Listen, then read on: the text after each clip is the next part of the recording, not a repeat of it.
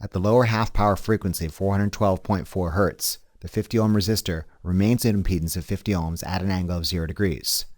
At the lower half-power frequency, the complex impedance of the capacitor will be roughly 257.3 ohms at an angle of negative 90 degrees. At the lower half-power frequency, the complex impedance of the inductor will be roughly 207.3 ohms at an angle of positive 90 degrees. Note at less than the resonant frequency, the capacitor and inductor no longer present equal and opposite impedances. The total impedance for this series combination of three elements is ZR plus ZC plus ZL. Substituting in our given values, we find total impedance to be 70.7 ohms at an angle of negative 45 degrees. The total impedance seems to have a somewhat capacitive nature. An application of AC Ohm's law demonstrates source current will be supply voltage over total impedance.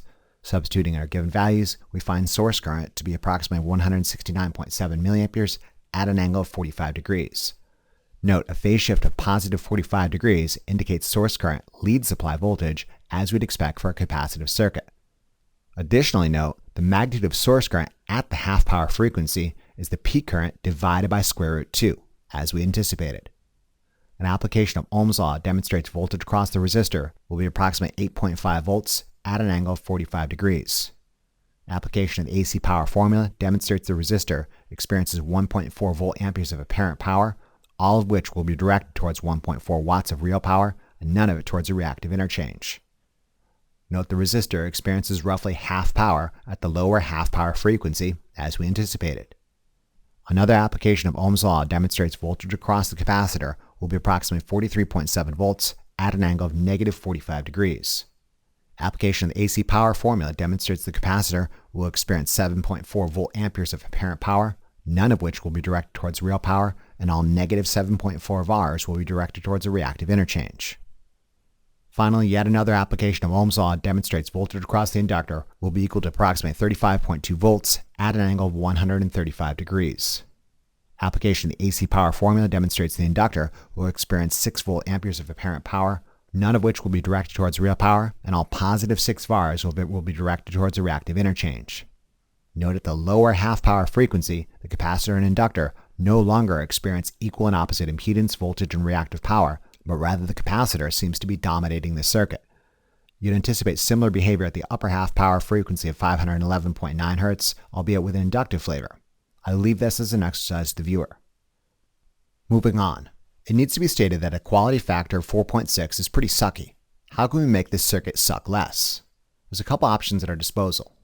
First, we can decrease the resistance, and second, we can simultaneously decrease the capacitance and increase the inductance. Let's say the resistance value needs to stay constant at 50 ohms. However, let's say I just so happen to have a 0.5 microfarad capacitor sitting on my desk.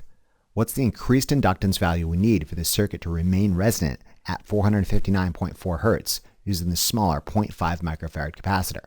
By all means, pause the lecture and try this on your own. If you're tracking, you should have obtained the following results.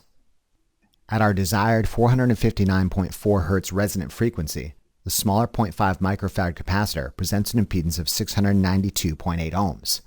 We need an inductor that will also present the same impedance at the same excitation frequency. Algebraic manipulation of the inductive impedance formula and substitution of our given values into this manipulation demonstrates that a 240 mH inductor should do the trick. How will this combination of elements affect our series resonant circuit? Specifically, what is the quality factor, the bandwidth, and the lower and upper half-power frequencies for this modified circuit? At conditions of resonance, what's the source current, the voltage across each element, and the apparent real and reactive power experienced by each element? See if you can solve for these qualities in the order as presented. If you do so, you should be able to take advantage of some time-saving tips. By all means, pause the lecture and try this on your own. If you're tracking, you should have obtained the following results. The ratio of reactive impedance over resistive impedance demonstrates this modified circuit has a higher quality factor of approximately 13.9. The smaller capacitor and larger inductor ratio assures an increase in quality factor. The resonant frequency divided by quality factor demonstrates this modified circuit has a smaller bandwidth of 33.2 Hz. An increase in quality factor implies a decrease in bandwidth, thus a more selective circuit, as we'd anticipate. Given the circuit's quality factor is higher than 10, we're allowed to assume the lower and upper half-power frequencies are symmetric about the resonant frequency. The lower half-power frequency appears at 442.9 Hz, and the upper half power frequency appears at 476 Hz. At the resonant frequency, the capacitive and inductive contributions will cancel each other out, such that the source sees only the resistive contribution. Given we haven't changed the supply voltage or impedance, source current will still peak at 240 mA at an angle of 0 degrees. As such, the resistor will still experience a voltage differential of 12 volts at an angle of 0 degrees and 2.9 volt amperes of apparent power, all 2.9 watts of which is directed towards real power and none of it towards a reactive interchange. We can use quality factor to quickly calculate the voltage across and the power experienced by the reactive components. 13.9 times the source voltage of 12 volts demonstrates the capacitor will experience a voltage differential of 166.3 volts, only it'll be phase shifted by negative 90 degrees. 13.9 times the source voltage of 12 volts demonstrates the inductor will also experience a voltage differential of 166.3 volts, only it'll be phase shifted by positive 90 degrees.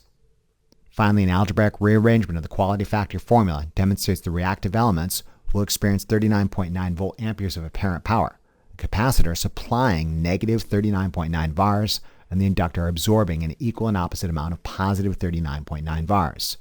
Note, an increase in quality factor has resulted in more voltage across and more reactive power juggled between the reactive elements. Finally, you'll note that quality factor and bandwidth, ordinarily quick indicators of a circuit's selectivity, also make very convenient methods of quickly determining electrical properties of the circuit at conditions of resonance. Feel free to make use of these shortcuts or do it the old-fashioned way and slug it out using trusted series AC circuit analysis skills. Alright, that's about it for today. In conclusion, this lecture reviewed series resonant circuit properties by way of an illustrated example. Remember to review these concepts as often as you need to really drive it home. Imagine how well lab will go if you know what you're doing. Thank you very much for your attention and interest, and we'll see you again during the next lecture of our series. Remember to tell your Lazy Lab partner about this resource, and be sure to check out the Big Bad Tech channel for additional resources and updates.